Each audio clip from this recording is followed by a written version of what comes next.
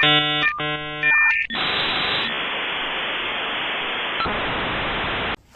Padders, yeah.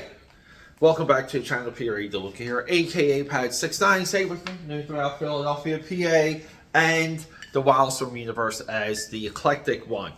News broke over this weekend that Sarah Becker, AKA Padders, Peter to look here, AKA Pad 69. Welcome to the 9 o'clock drop. Guys, I saved the 9 o'clock drop for like current news, current affairs. I hate videos like this. Let's put it up. Sarah Becker of Wildstorm Productions of Real World MTV Season 5 Miami fame passed away recently. I was made aware of it last night. Here's the thing. If we go, there's no Wikipedia, there's no internet. There's nothing but catching something on TV. That's your content intake, right? You go to Blockbuster, they don't have any new releases. You go to rent a video game, it's always out. Right? This was life at one point. My sister and I, we watched The Real World together. I believe it was probably seasons 2, 3, and 4. And I remember sitting down with her, and my head just spinning when we were watching the episode 1 in Miami, because it was like this cute, attractive skateboarding girl that worked at Wildstorm Productions, that worked at a company that I was aware of, a company that I was participating in at its inception. I was buying Wildcats 1 when it hit the stand. And seeing her at the office, seeing that house party, seeing her just be this young, youthful, pretty girl that, little tomboy, it spun my young mind. It really did. And looking back, it was very impactful because it humanized the comic book creation process. It humanized the comic book industry in a way that made me want to get more involved in it. And at the time, we only had, there was a couple shows on public access. There wasn't a lot for you to see to get insight into how a comic book company worked. I remember Rob Liefeld, Extreme Studios, for Hero TV. And we even had some local shows between New Jersey and Philadelphia, PA that were, individuals trying to make it Entertainment Tonight level show. But Sarah Becker on The Real World, for whatever reason, never became as impactful as I knew it was. Very odd. The press didn't back it up so much. There was no retrospectives on her time on that show, her time at Wildstorm Productions. And, that, I'm not saying it's troubling or disturbing.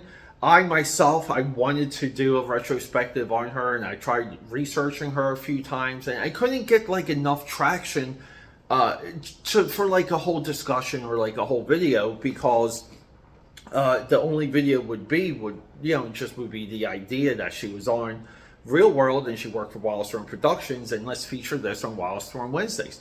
And that's another reason why we're doing this video, because I know a lot of you found this channel, you found me through Wildstorm Wednesdays, and Sarah is, in my view, one of the absolute biggest names to come through Wildstorm Productions. And I know we wanted to talk about J. Scott Campbell and Jim Lee and all those bright, shining names, but Sarah Becker essentially was editorial.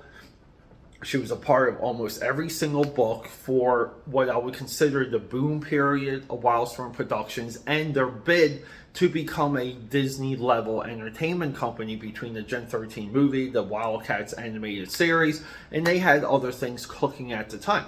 It never happened, and that's one of the great what ifs.